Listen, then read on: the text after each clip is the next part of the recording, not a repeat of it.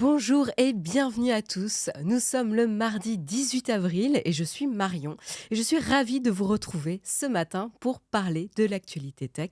C'est le mug.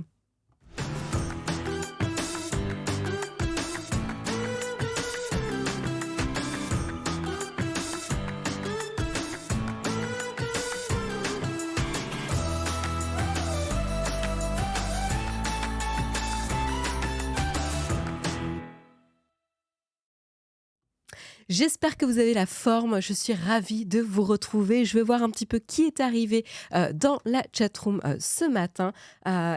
Déjà, dire bonjour quand même à notre premier soutien du jour, Bébine. Un grand, grand merci à toi pour ton soutien. Ça nous fait commencer la journée du bon pied. Donc, merci. Merci beaucoup à toi. J'en profite pour dire bonjour aux autres, évidemment les habitués comme Samuel et Grolb.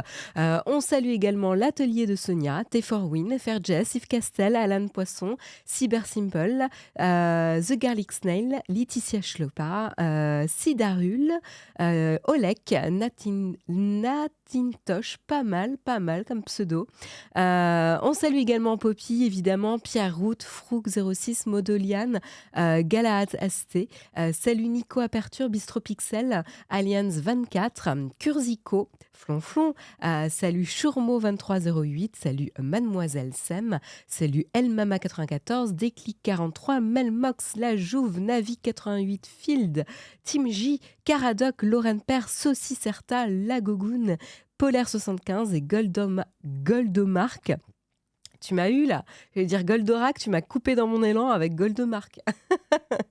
On salue également Holmes92, Dark Blizzard 64, Gole 64. Salut Tech Wheels, salut Seb Gohan, salut The Big Ben 28, salut Okotax. J'espère que vous allez bien ce matin. Vous pouvez m'entendre un peu parler du nez car j'ai un petit rhume d'avril. Voilà, en avril, ne te découvre pas d'un fil. Je me suis fait avoir. Donc tout petit rhume. J'ai la forme, ça va, il n'y a pas de souci, mais du coup je parle du nez, c'est tout. Voilà. Je regarde un petit peu, mais il y a du monde là ce matin. Vous êtes levé tôt, on va dire ça comme ça. Tant mieux, hein, on est en bonne compagnie, que des bonnes personnes de qualité ce matin dans la chatroom. C'est parfait pour discuter tech et intelligence artificielle ce matin. Et oui, ça fait encore l'actualité. Sans vraiment nous étonner, je pense qu'on va continuer à en parler pendant pas mal de temps, hein, parce que c'est vraiment une révolution tech comme ça faisait longtemps qu'on n'en avait pas eu. Et donc, ça fait plaisir de pouvoir en voir cette passion qui ressurgit. Et donc, du coup, de quoi va-t-on parler plus précisément ce matin ? On va parler, on n'en a pas encore parlé dans le mug, donc c'était l'occasion, on va parler de la fuite des documents secrets du Pentagone suite aux jeunes militaires qui avaient été arrêtés par le FBI le 13 avril dernier, jeune de 21 ans tout juste. Et donc ce jeune militaire, on reviendra un petit peu sur comment ça s'est passé. Et qu'est-ce que ça veut dire aussi sur les degrés de protection des documents du gouvernement américain ? Ça peut être un petit peu inquiétant. Je vous rassure, c'est lié à la tech. On parlera également de Twitter, mais Twitter parce que c'est intéressant, pas parce que ça nous fait rager. Un petit peu quand même, hein. Faut pas mentir non plus. Mais on va parler des bots qui sévissent sur Twitter, de plus en plus de comptes qui sont animés par des bots et notamment des bots ou des comptes qui utilisent ChatGPT, donc des faux comptes. Voilà, et qui aujourd'hui sont débusqués parce qu'on va faire générer une erreur à ChatGPT et donc il va utiliser une des fameuses phrases qu'on connaît aujourd'hui, donc c'est facile à identifier. Est-ce que ça restera facile à identifier dans le futur ? Rien n'est moins sûr. J'en profite pour remercier également Nico Forsberg 21 et Lauriel 29, tous les deux pour leur soutien et fidélité, 13 mois et 23e mois d'abonnement. Un grand merci à tous les deux, ça fait toujours chaud au cœur.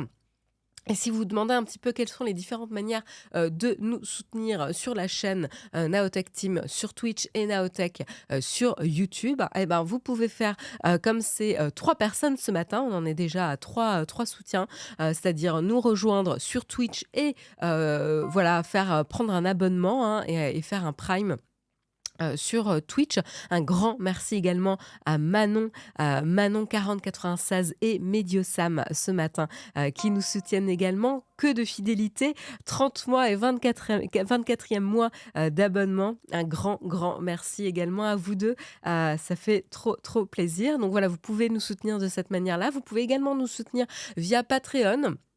Et vous pouvez choisir, que ça soit un soutien unique ou récurrent, comme vous préférez.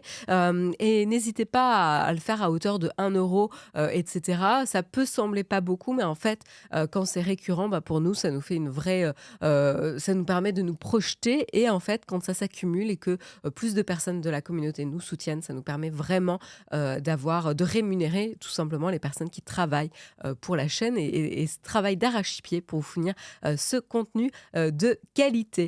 Voilà. Donc un grand, grand merci à la communauté. Puis vous avez également bien d'autres moyens de nous soutenir, que ce soit via les liens d'affiliation et ça ne vous coûte rien. En ce temps d'inflation, c'est bienvenu. Sinon, vous pouvez toujours en parler autour de vous, partager, ça c'est toujours aussi important. Partager les vidéos que vous aimez et les faire connaître autour de vous. Voilà, un grand merci. Donc voilà, donc on va parler de Twitter et donc de ces faux comptes qui sévissent de plus en plus sur la plateforme et aujourd'hui sont reconnaissables, mais potentiellement pas dans le futur. Et puis on parlera également de Elon Musk. Alors Jérôme vous en a parlé hier, comme quoi Elon Musk allait fricoter un petit peu plus avec l'intelligence artificielle en fondant une nouvelle société. Et en fait, il a donné un interview sur Fox News avec Tucker Carlson où il explique un petit peu et présente sa vision pour cette société et sa société d'intelligence artificielle qu'il surnomme Truth GPT. Toujours un petit peu de mal avec cette langue entre les dents. Voilà, bref, un petit peu de mal. Truth GPT, voilà, donc le GPT de la vérité, on va dire ça comme ça, une intelligence artificielle qui cherchera à tout prix le maximum de vérité. Donc on verra qu'est-ce qu'il en est de cette promesse et de cette vision un petit peu plus tout à l'heure. Et puis comme vous l'avez vu dans le titre de l'émission, on va évidemment parler de Samsung. Samsung, et c'était pas une blague, Samsung serait en train de discuter avec Microsoft pour remplacer le moteur de recherche par défaut sur ses smartphones Samsung par Bing. Ce n'est pas une blague, attention. Donc c'est des informations qui ont été révélées le 16 avril dernier par le New York Times. On en parlera un petit peu plus en détail tout à l'heure. Et puis vous m'en direz un petit peu plus sur votre opinion dans la chatroom, surtout pour ceux qui sont fans des smartphones Samsung. Je vous rappelle que les smartphones Samsung sont les smartphones les plus vendus aujourd'hui dans le monde. Donc ça représente pas, c'est pas quelque chose d'anecdotique, hein. C'est vraiment, vraiment un move très très très important de la part de Samsung, avec de grandes conséquences à la fois pour Google et Microsoft, en fonction duquel remporte le pactole. Enfin, ça va être Samsung qui... Oui, bref. On verra. Ça va être Samsung qui remporte le pactole, mais ça va être Google et Microsoft qui va remporter la place privilégiée sur les smartphones. Donc, on en parlera un peu plus précisément tout à l'heure. Et puis on continuera avec ChatGPT ici pour notamment les scénaristes à Hollywood qui se mobilisent justement pour contrer l'intelligence artificielle et commencer à se protéger. Voilà, donc ça c'est assez intéressant comme mouvement. C'est pas les premiers, mais c'est intéressant que ça atteigne même les scénaristes à Hollywood. Et puis on parlera également après de jeux vidéo. On fera une petite pause jeux vidéo avec le japonais Sega qui s'apprête à racheter le créateur d'Angry Birds, Rovio. Et oui, c'est pas une blague. Les Finlandais vont plus être très finlandais très longtemps. Voilà. Donc ça, c'est assez intéressant. Et puis on terminera quand même, après quelques mois après la sortie de Hogwarts Legacy, le fameux jeu raz-de-marée adapté de Harry Potter, de l'univers d'Harry Potter, voilà, on pourra, prendre un peu de recul et voir qu'est-ce qu'il en est et faire un peu le bilan, des performances de ce jeu. Performance a priori colossale, qui fait un petit peu les papiers, de Warner, hein. Ils sont assez contents et je pense qu'ils se frottent bien les mains, chez Warner, donc on en parlera un peu plus précisément. Voilà pour le programme du jour, j'espère qu'il vous plaît et sans plus tarder, je vous propose de passer au kawa.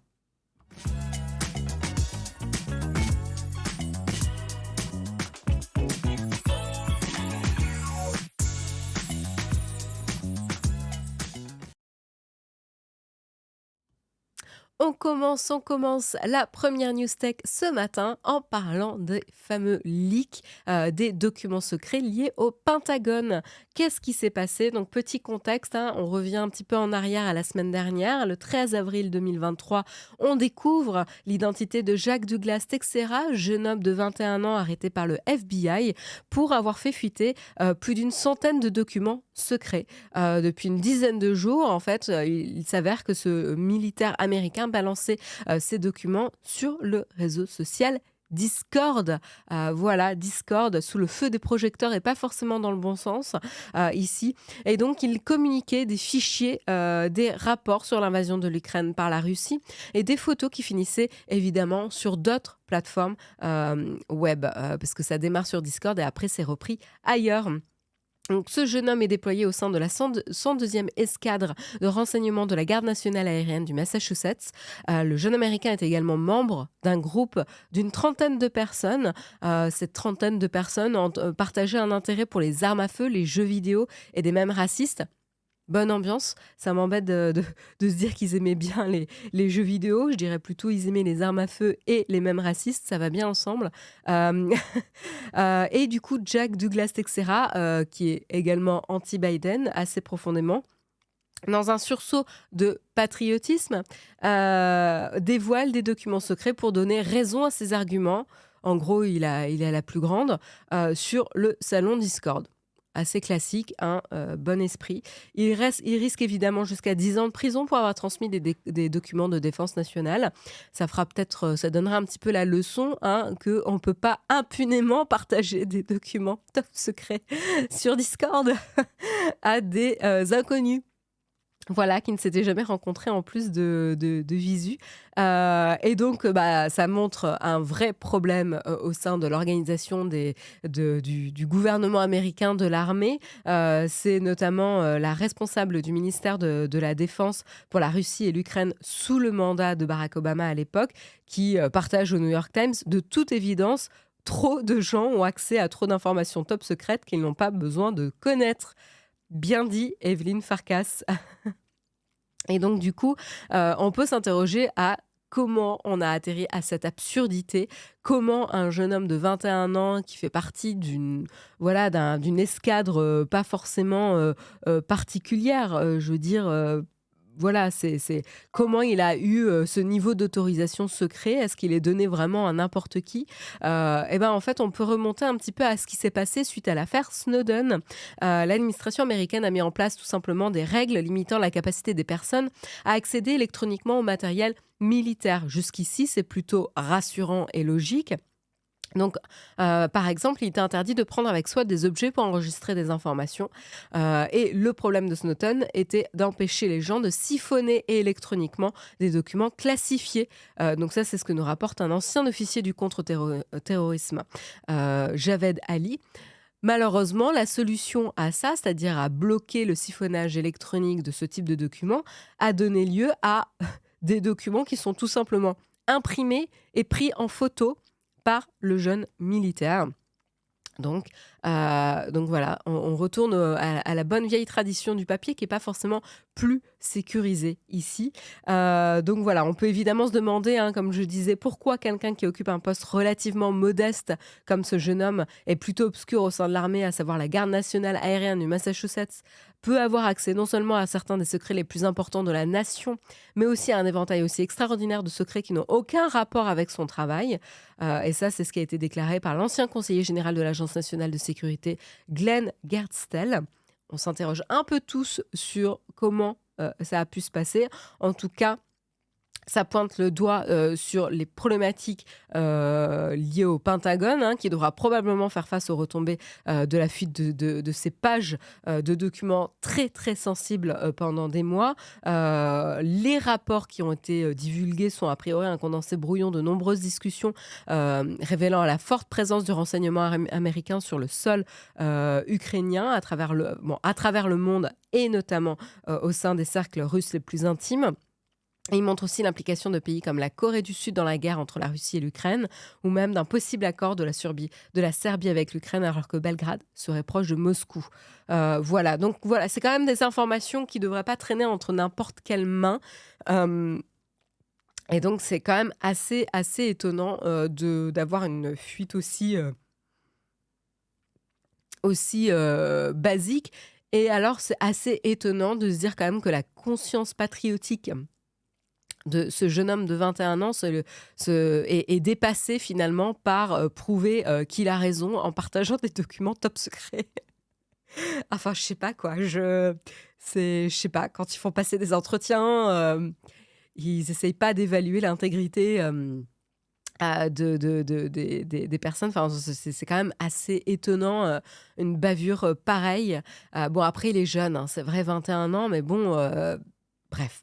Je trouve ça quand même étonnant. Étonnant donc de savoir que quelqu'un qui fait partie de ce type d'escadre et qui a priori n'a pas à connaître ce type d'informations, ça n'a aucun impact sur son travail au quotidien, ait accès à ce genre d'informations sensibles. Et qu'en plus, il puisse partager comme ça. Voilà, je m'interroge sur l'organisation et la protection des données sensibles, sur l'armée américaine et également le caractère de la personne, quoi. Donc voilà, Discord en effet sous le feu des projecteurs et pas forcément pour de bonnes raisons. On avait vu notamment aux infos un illustrateur qui avait partagé une illustration très très chouette sur le sujet, cette affaire justement des documents secrets du Pentagone. Et notamment, on voyait dans l'illustration les services de renseignement américains qui avaient les yeux rivés sur TikTok. Vous le savez, tous les États-Unis essayent de faire interdire TikTok et pointent du doigt TikTok, etc., et la menace chinoise, entre guillemets. Et de l'autre côté, on peut voir un jeune homme qui s'amuse à prendre des documents et les mettre sur Discord dans le dos des personnes et où personne ne regarde, quoi. Donc ça, je trouvais ça assez excellent comme analyse. Et comme illustration, malheureusement, je ne peux pas vous la donner parce que je n'avais pas noté le nom de l'illustrateur, mais j'aurais bien aimé vous le montrer. Bref, voilà, comme quoi personne ne se méfiait de Discord. Et en fait, voilà, il y a des communautés, des communautés qui partagent des informations, qui échangent, pardon. Et donc, ce genre de choses peut arriver aussi. Voilà pour la petite histoire. Je vous propose de remercier Alun75. Petite transition rattrapée au vol. On remercie Alun75 pour son soutien tout à l'heure. Un grand merci. Encore une fois, 8 mois d'affilée de soutien. Un grand merci à toi. Ça fait super plaisir. Et merci pour ta fidélité infaillible. Un grand merci. Et donc, on continue. Cette fois-ci, on va parler de Twitter. Qu'est-ce qui se passe du côté de Twitter ? Eh bien, on voit de plus en plus certaines phrases qui remontent dans le fil Twitter. Certaines phrases qu'on mentionne, c'est « Désolé, en tant que modèle de langage IA, je ne peux pas générer des phrases qui incluent du contenu inapproprié ou offensant. » etc. Donc en anglais, cette phrase c'est Sorry, as an AI language model, I cannot, etc. Et donc du coup, on rencontre de plus en plus en fait cette phrase sur le flux Twitter. Et donc du coup, en effet, c'est une phrase assez classique que l'on peut retrouver quand on utilise ChatGPT et qu'on essaye de le faire partir dans les orties.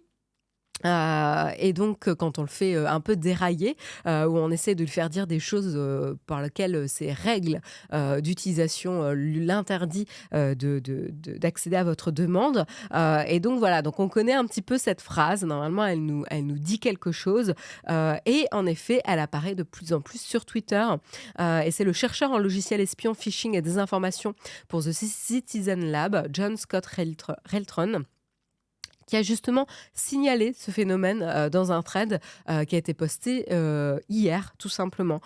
Et donc à coup de capture d'écran, il démontre que les bots envahissent Twitter et génèrent à présent du contenu grâce à ChatGPT.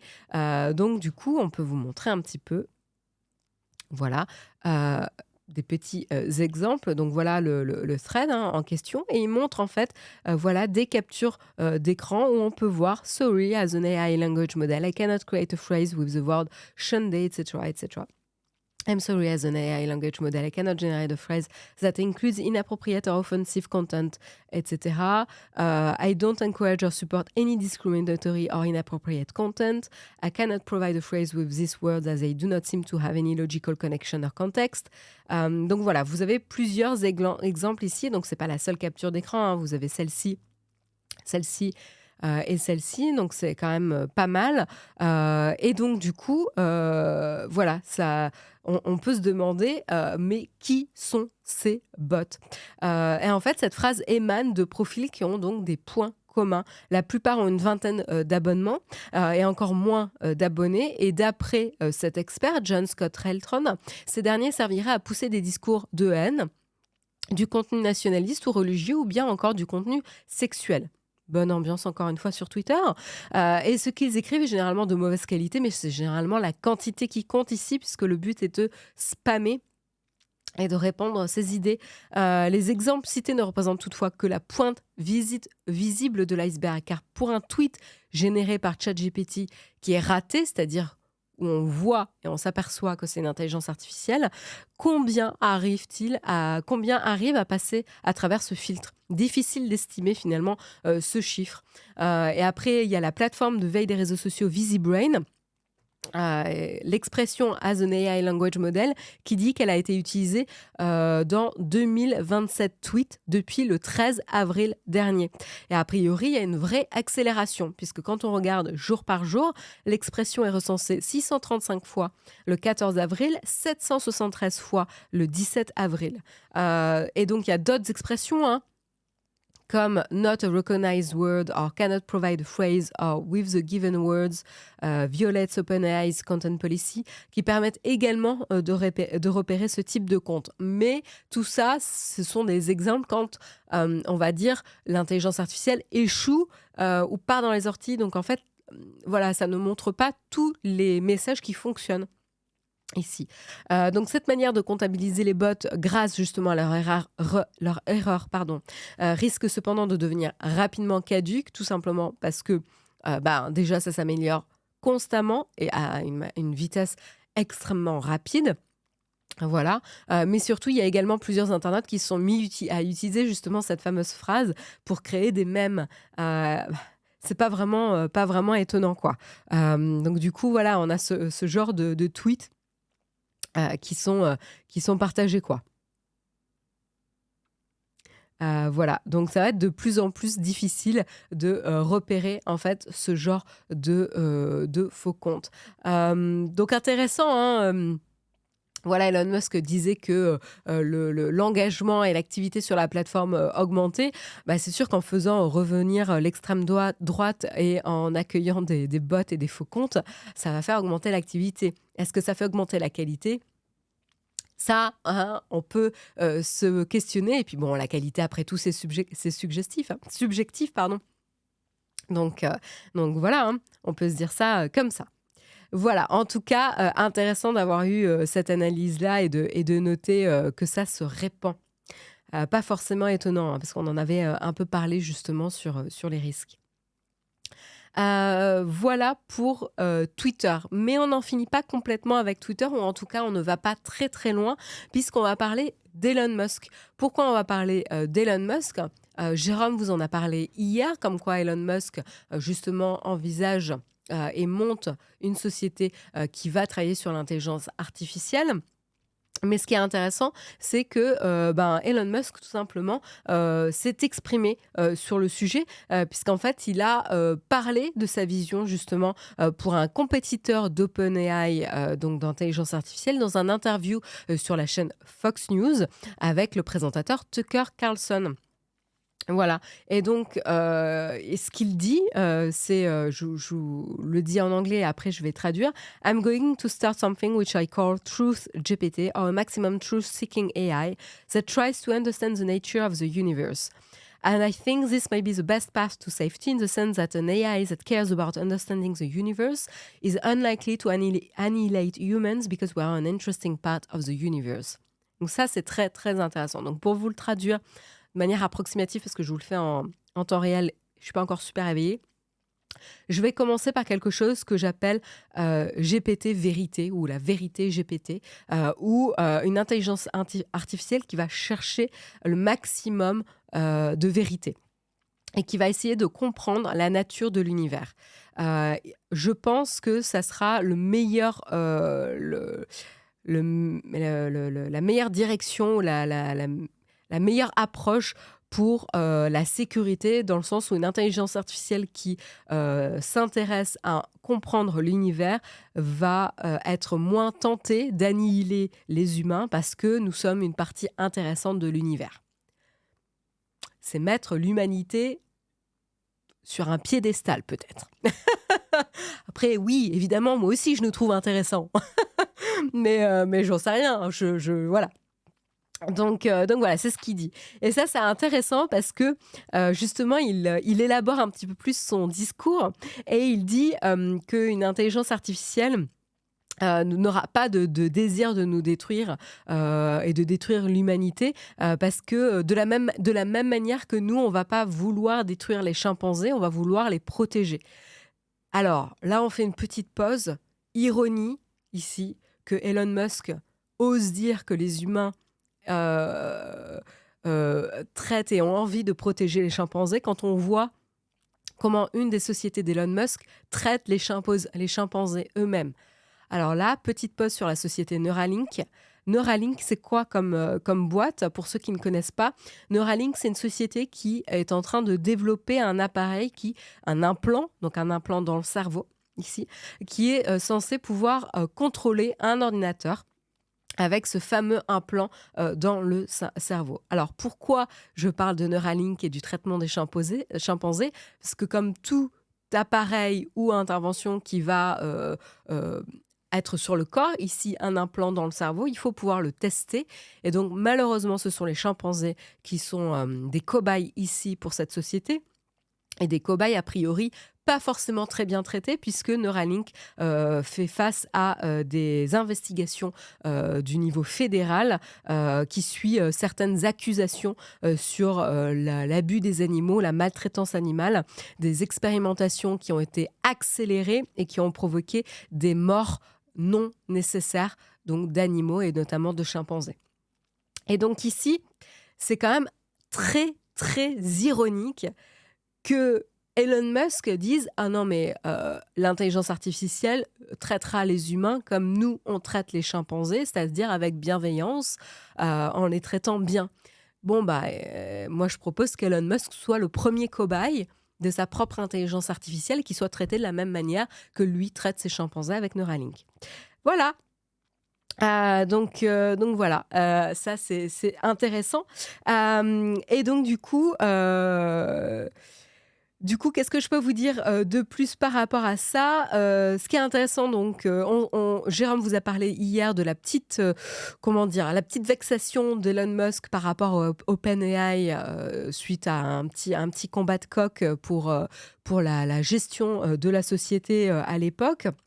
Et donc, du coup, il ne fait plus partie de OpenAI, mais faisait partie à un moment donné. Et donc, il dit TruthGPT va se positionner comme une meilleure alternative à OpenAI. OpenAI, à l'époque, était un logiciel d'intelligence artificielle qui était non-profit. En français, c'est sans bénéfice, à but non lucratif. Voilà, c'est à but non lucratif qu'il a aidé à fonder, hein. Et donc, maintenant, il dit que OpenAI, maintenant qu'ils ont changé un petit peu leur positionnement, puisque maintenant, ils génèrent des profits et ils ne sont plus complètement non-profit, ça va justement rentrer en conflit avec l'éthique. Ce qui n'est pas complètement tiré par les cheveux, au contraire. Je trouve que cette remarque, pour le coup, est tout à fait légitime. Cette crainte est tout à fait légitime. En effet, si cette boîte a pour principal intérêt des profits business, est-ce que finalement ils vont avoir à cœur de garantir une certaine éthique? À voir. Et donc, du coup, il veut positionner TruthGPT comme justement meilleure alternative à OpenAI et une option plus transparente, plus responsable ici. Alors, c'est pas complètement nouveau, hein, puisqu'il avait déjà tweeté en février dernier sur cette notion de TruthGPT.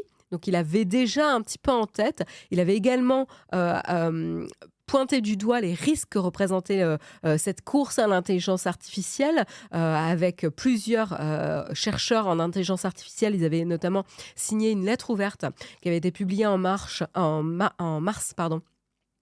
Je vois marche sur article et du coup je fais un mix qui avait été publié en mars et qui avait encouragé les sociétés à ralentir ou à mettre en pause un petit peu les expérimentations en intelligence artificielle car les créateurs ne comprenaient pas et n'étaient pas capables de prédire ou de contrôler avec suffisamment de certitude les résultats que cette intelligence artificielle ou leur intelligence artificielle pouvait donner.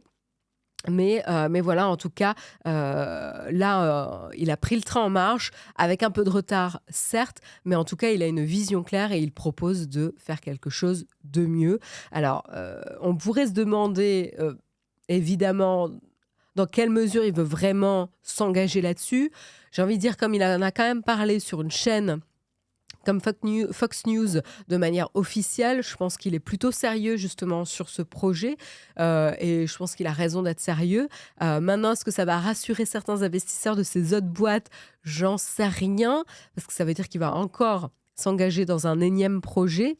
Mais de l'autre côté, je comprends aussi que c'est quelque chose d'incontournable et qu'il vaut mieux le prendre au vol et être un acteur et contribuer à travailler sur le sujet que de se faire complètement dépasser. Donc bon, à voir. À voir. En tout cas, il a une certaine vision. On verra s'il arrive à la réaliser. J'en profite pour faire une petite pause pour remercier Tornac. Tornac, un grand merci pour ton soutien à la chaîne. Ça fait super, super plaisir. Puis j'en profite aussi pour regarder un petit peu vos remarques dans la chatroom et lire un petit peu. Oui, Batman qui dit ChatGPT était censé être un projet open source et free. On va voir, oui. Elon Musk dit des vérités quand il s'agit de dénoncer ses adversaires. Par contre, il ment toujours quand il s'agit de ses solutions qui sont toujours pires. Alors, je ne sais pas si je dirais toujours pire, parce qu'il a quand même fait des grandes choses et on ne peut pas lui tourner le dos à ce qu'il a pu faire. Maintenant, clairement, la confiance qu'on a en Elon Musk, c'est largement effrité, en tout cas sur le sujet de Twitter, très clairement. À voir ce qui va se passer dans les temps à venir, quoi. Désolée, mais ce personnage existe en grande partie à cause des médias. Oui et non, en effet, hein, c'est un maître troll, Elon Musk, et en continuant à parler de lui, évidemment, ça nourrit le troll. Après, il fait vraiment l'actualité pour des choses intéressantes. Et donc là, tu vois, je parlais pas forcément du troll, mais je parlais de ces sociétés et de la vision que lui, en tant qu'investisseur et entrepreneur tech, avait pour cette société. Mais je suis d'accord avec toi, ça m'intéresse pas trop encore de parler des énièmes frasques d'Elon Musk. Et par contre, c'est important de parler de ce qu'il envisage de faire pour ces sociétés. Enfin, en tout cas, c'est mon avis. Hello tout le monde, je viens d'arriver, TruthGPT, sérieux, décidément, ce type ne finira jamais de me surprendre par ses conneries. Ouais, vous y croyez pas trop, quoi. C'est fort de vouloir faire un arrêt de 6 mois de dev des intelligences artificielles et de créer sa boîte dans la foulée. Bah, qui ne tente rien n'a rien quand un prod. Ça aurait pu presque passer comme désintéressé. Oui, non, peut-être pas. Mais en effet, enfin, il a rien à perdre à demander et à essayer. Mais oui, c'était quand même assez cocasse. Mais je pense que Jérôme vous en a parlé hier. Cyber Simple, tu fais bien de le rappeler. Un grand merci à toi. Tu nous dis juste dire que les sociétés de Musk ne débutent pas dans l'intelligence artificielle. Tesla est déjà très avancé avec la conduite autonome. Tout à fait, tout à fait, tout à fait. Et il paraîtrait qu'il a rassemblé donc une équipe justement d'experts dans le domaine de l'intelligence artificielle, à la fois de ses propres boîtes, parce qu'il a l'habitude un petit peu de bouger les personnes de boîte en boîte en fonction des projets qu'il a. Et donc, a priori, il pourrait très bien... a priori, il aurait appelé des personnes qui géraient l'intelligence artificielle chez Twitter. Peut-être qu'il a fait appel à des personnes chez Tesla aussi. Il a fait appel à d'autres personnes d'ailleurs, non, et pas que dans ses boîtes. Donc, à voir. Un grand merci Wilno70 pour ton abonnement et ton soutien. Un grand merci à toi et bonjour également à toi. Voilà. Impatient de voir les décisions étatiques de notre pays concernant les intelligences artificielles quand on voit déjà que ce n'est pas légiféré alors qu'on utilise déjà dans les boîtes à haute responsabilité. Oui, Patman, oui, et je pense qu'au-delà de l'État français, il y a même à l'échelle européenne qui serait encore plus intéressant. Et a priori, ils ont du coup monté une équipe pour travailler sur le sujet. Et je pense que c'est bien. Ils n'attendent pas trop longtemps et ils commencent déjà à y réfléchir. Et je pense que c'est très bien. C'est très bien, c'est très bien.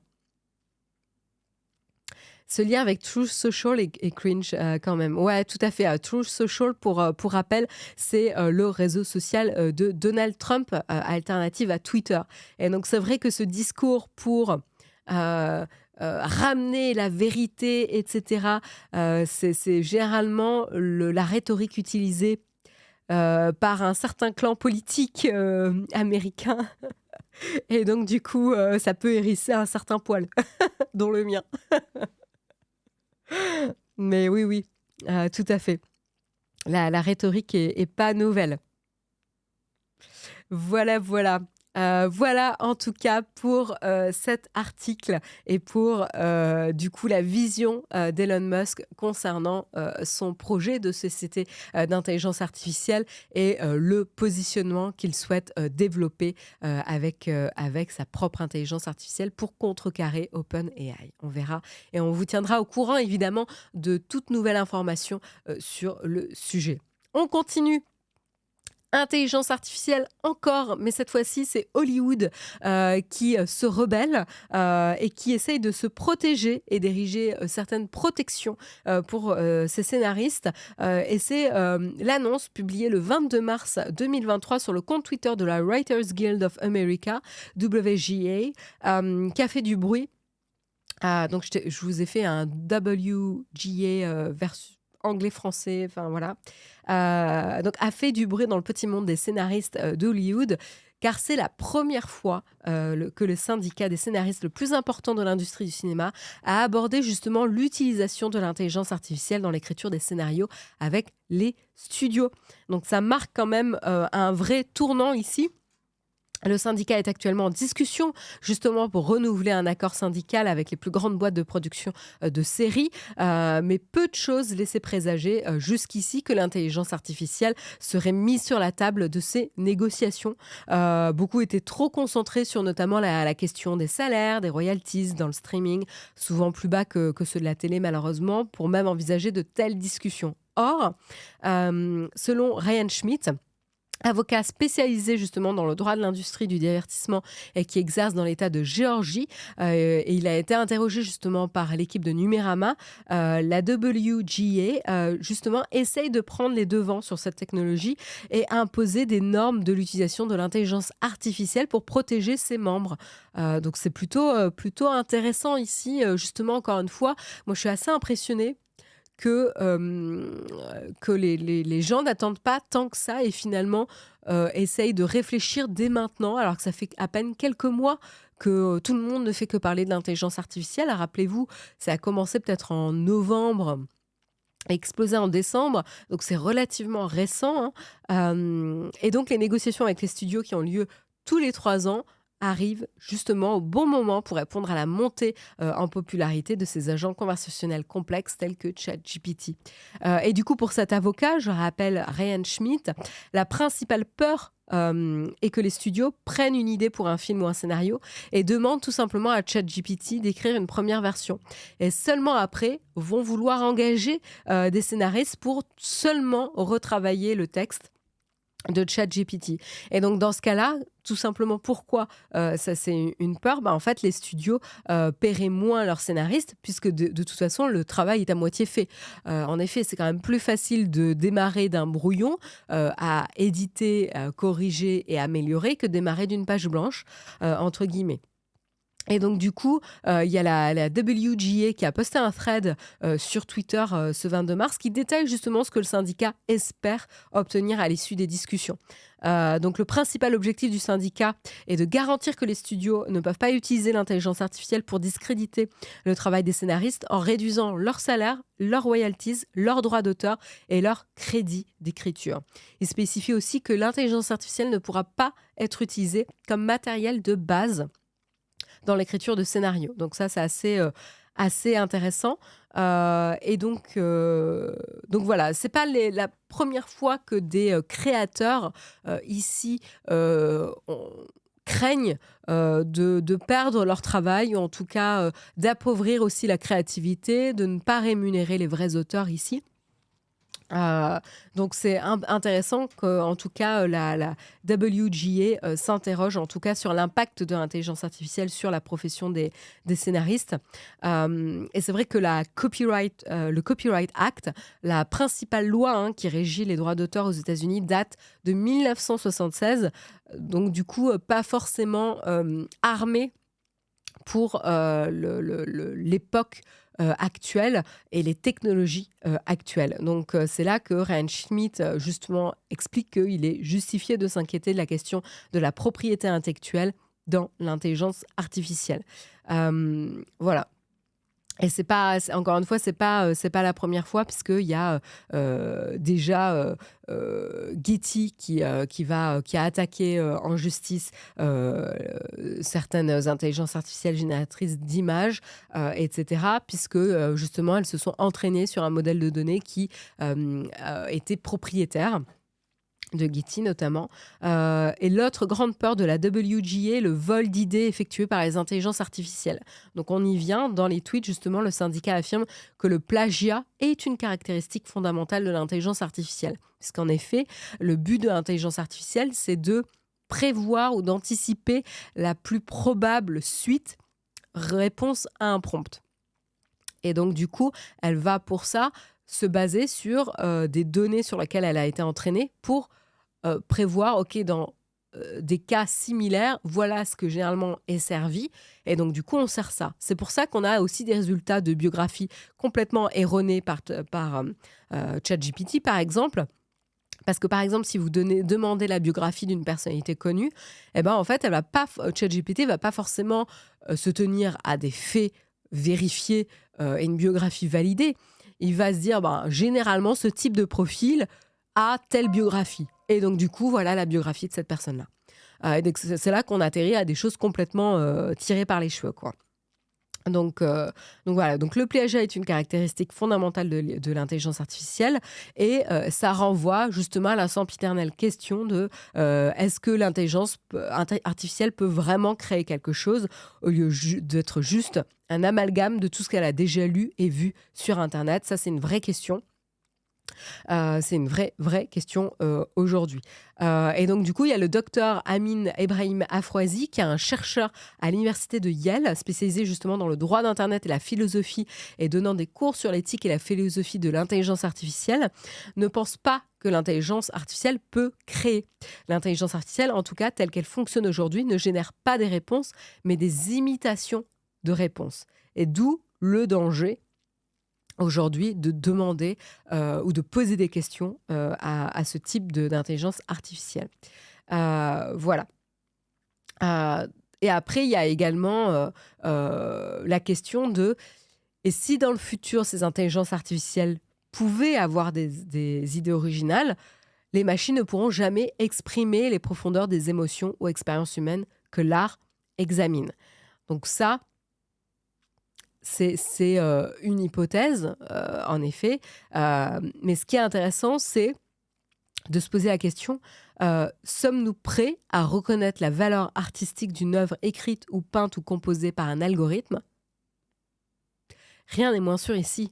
Il y a une étude de l'Université d'Amsterdam qui a récemment révélé que le simple fait de dire qu'une œuvre a été réalisée par une intelligence artificielle suffit pour que nous la trouvions moins créative ou impressionnante. Parce on accorde moins de valeur à quelque chose généré par un robot qu'à quelque chose généré de l'imagination ou la créativité d'un être humain. Donc ça, je trouve ça assez intéressant.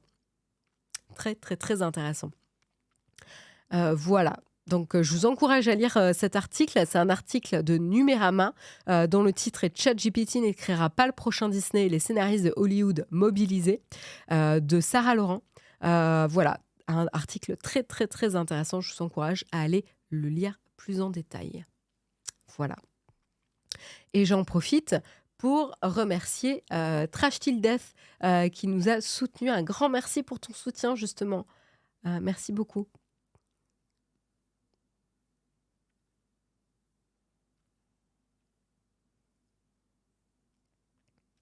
Le problème de cette vision, c'est qu'en réalité, c'est pas plus facile de réécrire un scénario depuis une base de ChatGPT. C'est difficile. Par contre, le plagiat, c'est clair. ChatGPT n'est pas reconnu pour sa créativité. Je suis pas d'accord avec toi, Vitrolben. C'est tout à fait connu et reconnu que démarrer d'une page blanche, c'est beaucoup plus difficile que d'éditer une base déjà écrite. Après, tu peux questionner la qualité du brouillon et de la base que tu obtiens. Si la base est tellement pourrie qu'en fait, ça serait plus simple de repartir d'une page blanche, bon, en effet. Mais ce qu'on a vu, et le problème avec ces intelligences artificielles, c'est qu'elles sont capables de générer quelque chose qui, a priori, a l'air pas mal, mais sans faire preuve de créativité, d'imagination, ou même en incluant des faits faux et complètement inventés de toutes pièces. Donc ça donne une impression de quelque chose que ça pourrait marcher, de quelque chose qui marche, sans réellement marcher. Jérôme, une intelligence artificielle n'écrira jamais Camping 6. Ouais, bref, je vais rien dire. Anio, un grand merci pour ton abonnement. Merci beaucoup à toi. Merci pour ton soutien. Voilà en tout cas pour les scénaristes d'Hollywood qui se sont mis en ordre de bataille voilà, pour protéger justement leurs professionnels. Voilà, on continue et cette fois-ci on fait une virée du côté des jeux vidéo. Et là cette fois-ci on va parler de Sega et de Rovio. Et oui, ça fait longtemps qu'on n'a pas parlé de Sega et de Rovio. Je ne sais même pas si on n'a jamais parlé de Sega. Rovio, oui, je me rappelle qu'on en avait déjà parlé, mais Sega, je me pose la question. Qu'est-ce qui se passe tout simplement ? Eh ben, Sega va lancer une offre amicale de rachat de Rovio, connue pour sa franchise au succès planétaire, vous la connaissez comme moi, Angry Birds. Et ils ont annoncé que les deux entreprises ensemble ont fait cette annonce dans un communiqué commun. Je vais arriver à faire une phrase. Et la direction du groupe finlandais, ici Rovio, a recommandé même à ses actionnaires d'accepter l'offre de 9,25 € par action. Donc, ils sont plutôt favorables justement à la démarche de Sega. Et donc, ils se sont exprimés, notamment Alexandre Pelletier-Normand, patron canadien du groupe finlandais Rovio, s'exprime. Il a dit: combiner les forces de Rovio et de Sega représente un avenir incroyablement excitant. Voilà. Il réagissait justement à l'annonce commune des deux entreprises hier, lors du lancement par le japonais Sega d'une offre amicale de rachat de Rovio. Donc, l'offre représente une prime de 19% par rapport au cours de clôture de l'action Rovio vendredi et s'inscrit dans le cadre de l'objectif de long terme de la marque Sega, la marque du hérisson bleu, Sonic. Voilà, on connaît Sonic, moi j'ai grandi avec la série télé Sonic, de se développer dans le jeu vidéo sur mobile. Et donc ça, c'est un souhait donc de Sega de se développer sur le jeu vidéo mobile. Et donc c'est pour ça que d'un point de vue stratégique, ils ont décidé de faire une offre de rachat amical de Rovio. Sega compte mener l'acquisition entre début mai et juillet. Et ils entendent finaliser le rachat au cours du troisième trimestre de l'année.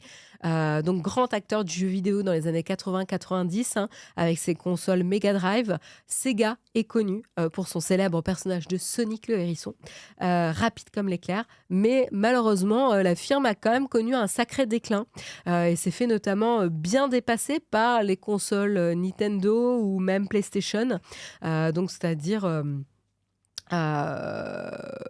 oui, voilà, face à Nintendo et Sony, quoi. Donc c'est un petit peu triste pour Sega. C'est vrai qu'ils ont toujours été un petit peu à la traîne finalement.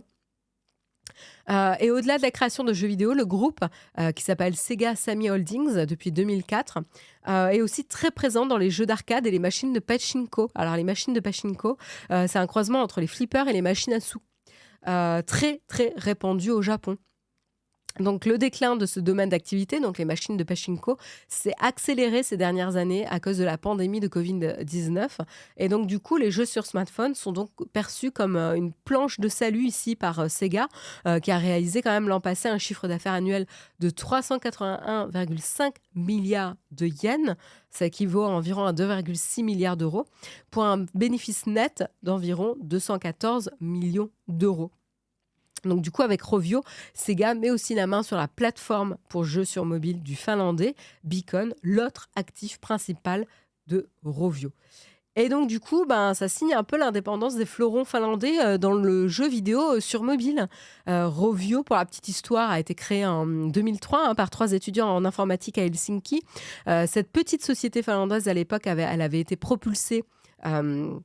à la notoriété mondiale en lançant justement Angry Birds 6 ans plus tard seulement. Et depuis, le succès planétaire de ce jeu au tournant des années 2010 propulse Rovio.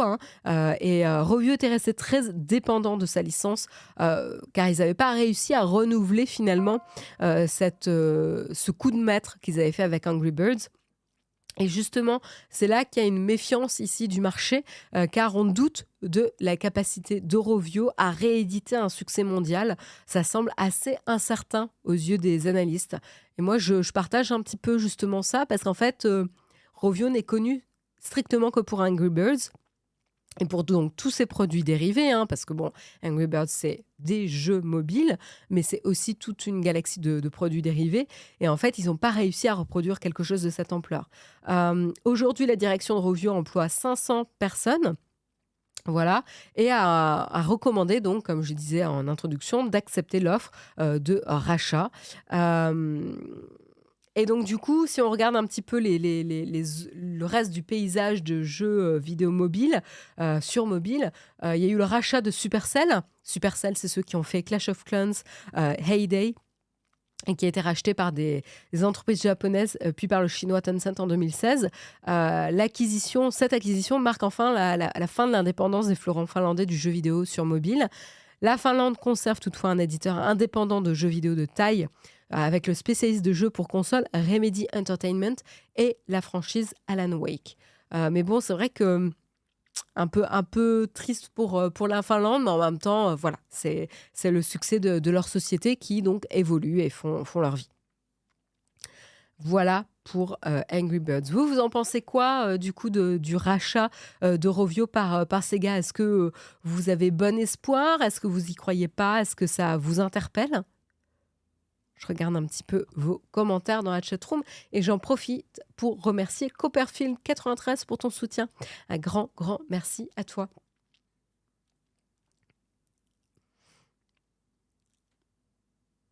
Angry Birds a un énorme coup de chance. Est-ce que c'est qu'un coup de chance? C'est peut-être un peu dévaloriser quand même ce qu'ils ont fait comme travail. C'est vrai que j'ai des doutes, mais on disait la même chose pour Minecraft quand Microsoft les a rachetés. C'est pas faux. Sega arrive après la bataille pour les jeux mobiles. Ouais, c'est vrai que c'est pas forcément les premiers, mais j'ai l'impression quand même qu'il y a encore de la place. J'ai l'impression qu'il y a après, je m'y connais peu dans les jeux mobiles, mais j'ai l'impression qu'il n'y a pas de gros géants qui trustent complètement le marché des jeux vidéo sur mobile. J'y crois pas du tout, nous dit Lolilol 1975.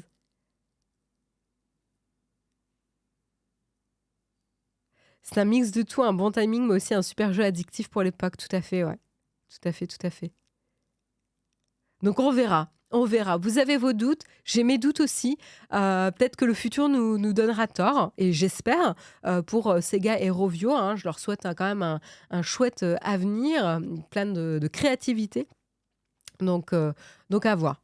Oui, oui, oui, il y a des grosses sociétés chinoises, tout à fait, sur le marché des jeux mobiles. C'est vrai, vous avez raison. Vous avez tout à fait raison. Un grand merci à SL Woodcutter pour ton abonnement. Un grand merci à toi pour ton soutien.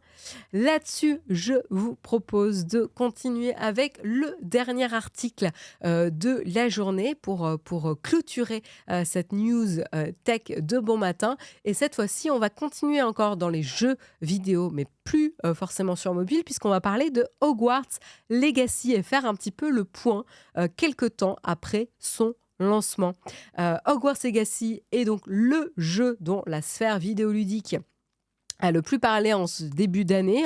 Véritable phénomène sorti sur PS5, Xbox, Series et PC, qui a pas mal secoué l'industrie et les joueurs, a conquis quand même plusieurs millions de joueurs, et il a également beaucoup divisé, notamment avec les polémiques concernant J.K. Rowling, la créatrice de l'univers d'Harry Potter. En tout cas, quoi qu'il en soit, Hogwarts Legacy semble être un carton plein. De nombreux records sont tombés depuis que le jeu est sorti. Et a priori, le jeu dépasserait beaucoup d'espérance. En tout cas, c'est une information qu'on aurait suite à un utilisateur Twitter qui a partagé un profil LinkedIn d'Ariane Darby, manager marketing senior chez Warner, où on y apprend sur son profil LinkedIn que Hogwarts Legacy a dépassé tous les objectifs fixés. Il les aurait explosés même, puisque le jeu aurait actuellement surpassé les prévisions de vente de 256%. Étonnant et incroyable. On n'a pas de résultats aujourd'hui communiqués officiellement par Warner, mais on a quand même quelques premiers chiffres qui étaient déjà colossaux. Donc, c'est pas forcément une complète surprise de se dire que ça a largement dépassé les attentes et que ça brise les records. Mais en tout cas, en mars dernier, les premiers chiffres révélaient déjà que le jeu s'était écoulé à plus de 12 millions d'exemplaires à travers le monde en seulement quelques semaines, coiffant au poteau d'énormes succès de l'année précédente comme Elden Ring ou encore God of War Ragnarok. Donc pas rien non plus. Les deux jeux les plus récompensés d'ailleurs de 2022. Et si le studio Avalanche Software est aux anges, c'est surtout Warner qui se frotte les mains, toujours en s'appuyant sur les chiffres du mois de mars dernier. Le jeu aurait permis à la firme d'enregistrer plus de 850 millions de dollars en 2 petites semaines seulement. Inutile de préciser que cette somme doit être largement dépassée à l'heure où s'écrivent ces lignes, donc à l'heure de l'article ayant été publié du coup. Est-ce que j'ai une date de publication ? J'ai une heure de publication, mais j'ai pas de date. Je crois qu'il a été publié récemment. Puisqu'il partage, il a été publié hier. Hier ou avant-hier. Donc voilà. C'est quand même assez énorme en termes de recettes pour Warner. Et si le jeu s'est écoulé à plusieurs millions d'exemplaires, il a également fédéré un très grand nombre de curieux. Il a également réactivé l'engouement, même la polémique, mais l'engouement autour de l'univers d'Harry Potter. Et donc, qui dit univers Harry Potter dit produits dérivés aussi, faut pas se leurrer. Et Hogwarts Legacy aussi, c'est pas limité à la vente de jeux vidéo. Il a également fait exploser Twitch. On en avait parlé lors de la sortie du jeu. C'était devenu le jeu le plus regardé de la plateforme, avec un pic qui a enregistré plus de 1,3 million de spectateurs, ce qui est vraiment colossal ici pour un stream de jeux vidéo. À l'heure actuelle, on peut se dire, bon, bah, qui dit succès colossal peut se dire, bah, il va y avoir des projets de suite, de DLC, etc., pour enrichir l'univers, le développer, etc., pour refaire passer à la caisse peut-être aussi les joueurs. Et ben, pour l'instant, à l'heure actuelle, rien n'est prévu. Euh, Ok, j'ai zappé l'article principal du mug. Ok, tout va bien. Je n'étais pas bien réveillée. Merci pour le rappel, la Timothée. Ben, je le ferai juste après, mais un grand merci. Je ne suis pas bien réveillée ce matin. Donc du coup, ce que je disais, j'ai perdu mon fil. Voilà, donc je disais, certes, il y a eu un gros succès. Du coup, on pourrait se dire qu'ils vont vouloir capitaliser là-dessus et développer la suite. Mais en fait, pour l'instant, il n'y a rien de prévu. Voilà, rien ne semble être prévu pour la franchise ou même le jeu. Et ça, c'est Alan Q, lead game designer sur Hogwarts Legacy, qui s'était même confié sur le sujet à l'occasion du dernier IGN Fest, qui s'était déroulé en début d'année, en déclarant que le studio avait tout donné pour développer Hogwarts Legacy pendant 5 ans et qu'il n'y avait rien de prévu pour le moment, même pas un DLC. Donc à voir. Hein. Ce qui est sûr en tout cas, c'est que le jeu devrait prochainement avoir un petit regain de popularité puisqu'il va y avoir une sortie sur PS4 et Xbox One et Switch qui sont du coup très attendus.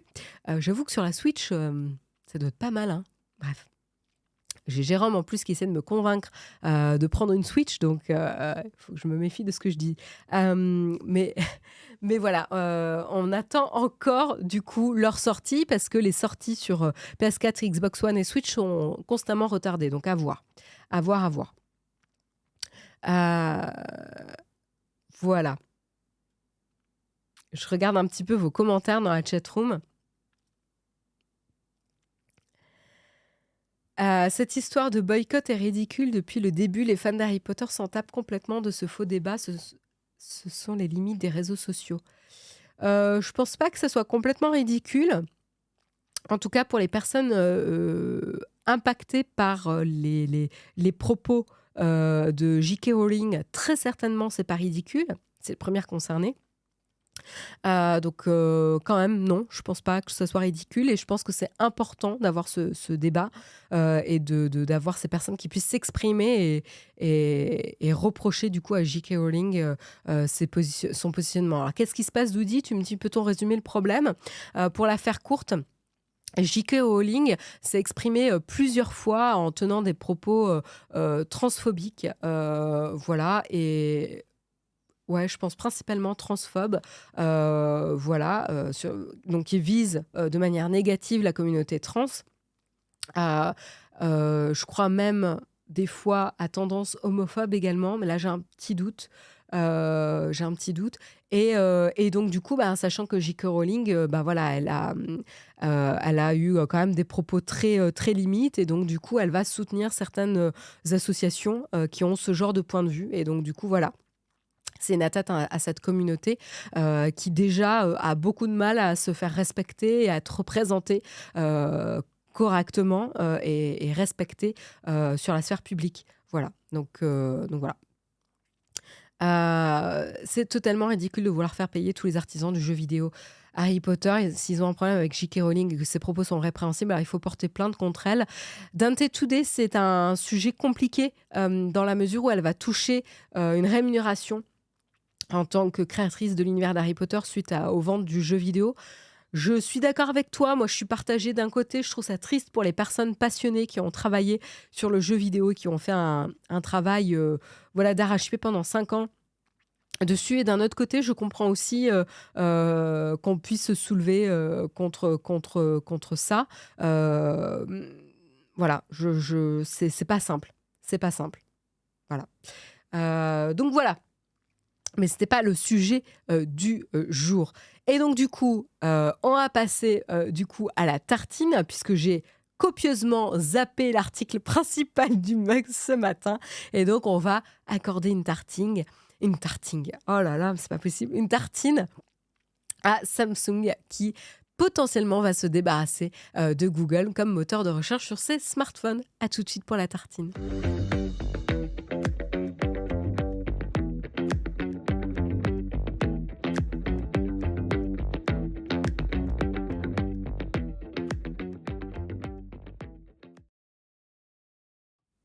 Et voilà, on termine avec du coup Samsung. Qu'est-ce qui se passe du côté de Samsung? Bah, a priori, c'est pas une blague. Depuis son premier smartphone Galaxy, Samsung fonctionne depuis toujours de pair avec Google. On les a toujours connus main dans la main. C'est même sur les appareils de la marque coréenne que le système d'exploitation Android est a priori le mieux exploité. Voilà, on a notamment eu beaucoup de très bons retours avec le Samsung Galaxy S21 Ultra. Et c'est vrai que c'est des flagships pour le système Android. Voilà. Et donc, du coup, c'est vrai que voilà, le moteur de recherche Google était toujours le moteur de recherche par défaut sur l'ensemble des smartphones Galaxy. Et je vous rappelle, Samsung et les smartphones Samsung sont les smartphones les plus vendus à l'échelle mondiale aujourd'hui. Mais cela pourrait peut-être bientôt changer sur la dominance de Google en tant que moteur de recherche sur les smartphones Samsung. Selon des informations qui ont été révélées dimanche, le 16 avril, par le New York Times, Samsung serait en pleine discussion avec Microsoft pour faire de Bing le moteur de recherche par défaut de ses prochains appareils. L'idée de Samsung serait d'utiliser Bing excusez-moi, pour incorporer l'intelligence artificielle de ChatGPT dans ses smartphones, puisque le moteur de recherche s'appuie majoritairement dessus dans sa dernière version. Alors, vous allez me dire, oui, mais mettre Bing par défaut, c'est pas non plus fermer la porte à avoir Google comme moteur de recherche. On peut toujours changer ça dans les réglages. Tout à fait. Tout à fait. Et c'est tout à fait important de le mentionner. Sauf que l'on sait que les utilisateurs changent très rarement de navigateur, enfin de moteur de recherche par défaut. Et oui, à moins d'être réellement très attaché, finalement, la plupart vont laisser leurs réglages tels quels. En tout cas, les gens lambda, ici, pas forcément les fans de tech, mais les gens lambda. Et donc, du coup, c'est quand même un vrai changement critique pour Google, pour Bing et Microsoft aussi, de changer le moteur de recherche par défaut sur les smartphones Google. Samsung. On va y arriver, c'est la fin de l'émission, on va y arriver. Voilà, et donc les fonctionnalités qu'offre Bing, ce Bing de nouvelle génération pourrait justement rapidement convaincre les usagers ou pas, à voir. Mais depuis l'incorporation de ChatGPT et de DALL-E, Bing est devenu un moteur de recherche d'un nouveau genre qui met justement l'intelligence artificielle au cœur de son fonctionnement. Et par exemple, les utilisateurs de Samsung pourraient utiliser cette fonctionnalité de chat pour poser des questions et recevoir des réponses de Bing qui leur répondraient avec un langage naturel. Et donc, ça deviendrait donc une sorte d'assistant virtuel qui irait encore plus loin que Bixby, le fameux assistant de Samsung, ou même Siri de chez Apple. Voilà. Et donc, en plus de ChatGPT, Bing a aussi incorporé DALL-E, comme je disais. Donc, ça permet tout simplement de générer des images directement sur le moteur de recherche et donc de rendre l'accès à ce générateur d'images plus facile que, par exemple, un Midjourney où il faut passer par Discord, etc. Voilà. Donc, il va être très aisé de par exemple, générer une image en quelques secondes pour ensuite la partager sur les réseaux sociaux ou à ses proches pour voilà, parler d'un sujet, illustrer un propos, etc. Et donc, du coup, c'est vrai que voilà, ça va donner quand même des conséquences assez importantes du côté de Google. Google, jusqu'ici, était quand même, il faut le reconnaître, dans une situation de monopole qui a peut-être conduit Google à se reposer un petit peu sur ses lauriers et peu innover sur la recherche web. Et donc, du coup, c'est là où Samsung va potentiellement se tourner vers là où il y a plus d'innovation. Et ça pourrait coûter justement assez cher à Google, ce changement. Si l'entreprise venait à perdre la priorité sur les smartphones de Samsung, qui, comme je disais, sont les smartphones les plus vendus au monde depuis plusieurs années, elle perdrait un panel de consommateurs énorme qui compte par centaines de millions de personnes. Un marché énorme que Google ne peut pas vraiment se permettre de perdre au vu des enjeux publicitaires et économiques. Et d'ailleurs, Google paie plus de 3 milliards de dollars à Samsung pour être le navigateur par défaut de ses appareils. Donc ça témoigne un petit peu de l'importance de ce partenariat. Donc il y a un vrai risque important pour Google, qui cherche désormais à rattraper son retard dans la course à l'intelligence artificielle. On en avait déjà discuté. L'entreprise veut même créer, à l'image de Bing, un nouveau Google propulsé par l'intelligence artificielle.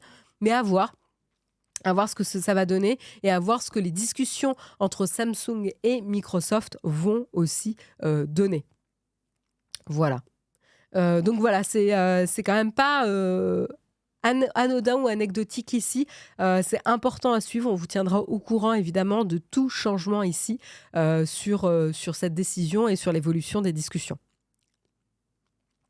C'est quand même ouf que Google tâtonne depuis des années. Je suis assez d'accord avec toi. Alors, c'est étrange parce que j'ai l'impression qu'on a beaucoup reproché à Google d'être un peu impulsif et de tester 36 000 services, fonctionnalités et de les shut down une à une parce qu'il n'y en avait pas vraiment qui fonctionnaient. Mais il y avait quand même cet élan d'innovation. Et j'ai l'impression que là, ils ont raté un train et qu'ils se sont fait un peu dépasser, quoi. Tâtonne ou prudent, Google n'était pas connu pour être super prudent. Justement, c'était une des choses qu'on lui reprochait. Apple était trop prudent, mais Google pas forcément. Donc du coup, voilà, c'est un petit peu étonnant quoi, ce qui est en train de se passer. On dirait qu'ils n'arrivent plus à anticiper Stadia, Google Duo, l'intelligence artificielle. Peut-être, ouais. Ils se reposent sur la hierarchie. C'est vrai qu'avec la taille qu'ils ont, c'est compliqué aussi de maintenir un rythme d'innovation et de permettre à des idées d'émerger. Voilà, donc à voir ce qui va se passer. Après, un moteur de recherche, encore une fois, ça se fait pas en un claquement de doigts, mais en tout cas, ça serait un changement stratégique pour Microsoft. Si ça passait à Microsoft, on a raillé longtemps Bing et les efforts de Microsoft en termes de moteur de recherche. Si ce changement opérait, on rigolerait beaucoup moins. Déjà, on a rigolé beaucoup moins lorsque Microsoft a annoncé le partenariat avec OpenAI pour son moteur de recherche. Donc, et pas que, d'ailleurs. Donc, c'est quand même drôle de voir Microsoft jouer le new challenger. Ouais, tout à fait, tout à fait. Donc voilà. Intéressant à suivre donc dans cette bataille. On vous tiendra évidemment au courant. Il est 9h11. Je suis en train de me décomposer devant la caméra. Donc j'ai mon rhume qui prend le dessus. Donc du coup, je vous propose de ne pas forcément faire de cornfax ce matin. On se retrouvera de toute façon la semaine prochaine, mardi prochain à 8h. Je vous rappelle d'ailleurs qu'il n'y aura pas de mug lundi matin pour cause de Battle 4. L'équipe sera en train de dormir ou rapatrier le matériel dans le studio. Voilà, après un week-end de folie qui va démarrer vendredi à partir de 18h pour le Battle 4. Donc, préparez votre week-end de live. Il y a plein de challenges marrants qui ont été définis. Moi, j'y prendrai part samedi en début d'après-midi. Donc, je vous retrouverai aussi pour le Battle 4 et soutenir ces causes. Samedi après-midi. Mais l'équipe sera sur le pont à partir de vendredi 18h.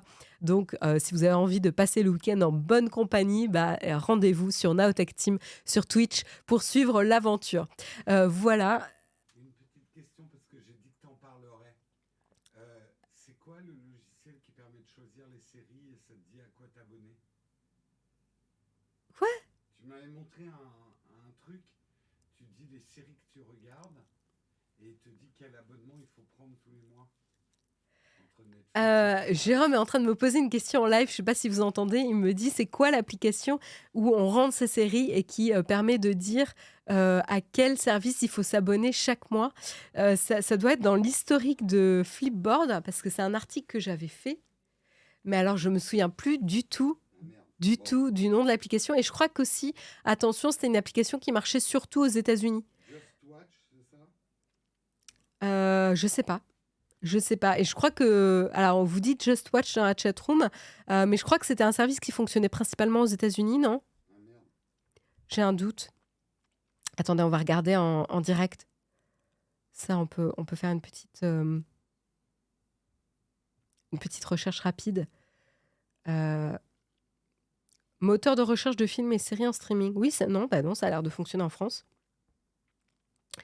Bienvenue sur Just Watch, le meilleur moteur de recherche pour découvrir ou regarder des films et séries en streaming légal.